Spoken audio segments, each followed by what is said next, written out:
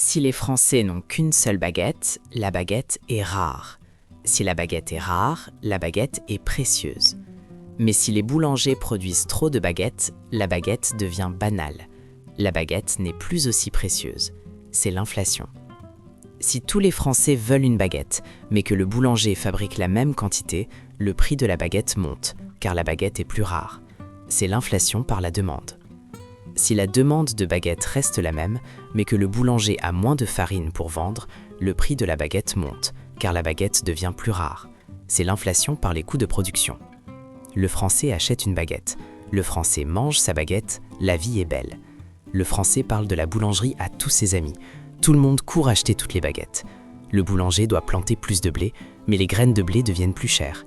Alors le boulanger augmente le prix de la baguette pour couvrir ses frais. L'inflation monétaire.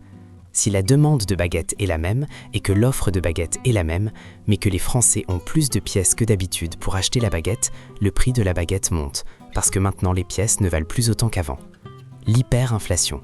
Le prix de la baguette monte, alors le gouvernement décide de créer plus de pièces pour que les Français puissent payer la baguette.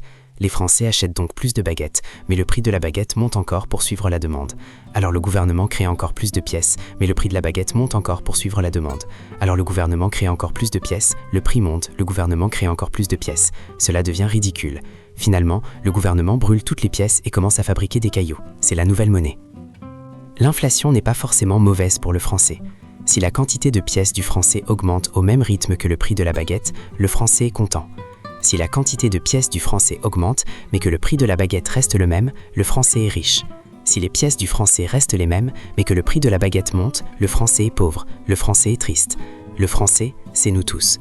Pour éviter l'inflation, le Français doit investir sa baguette, car cela fera pousser plus de baguettes avec le temps. Parfois, l'inflation peut devenir vraiment dingue. Abonnez-vous.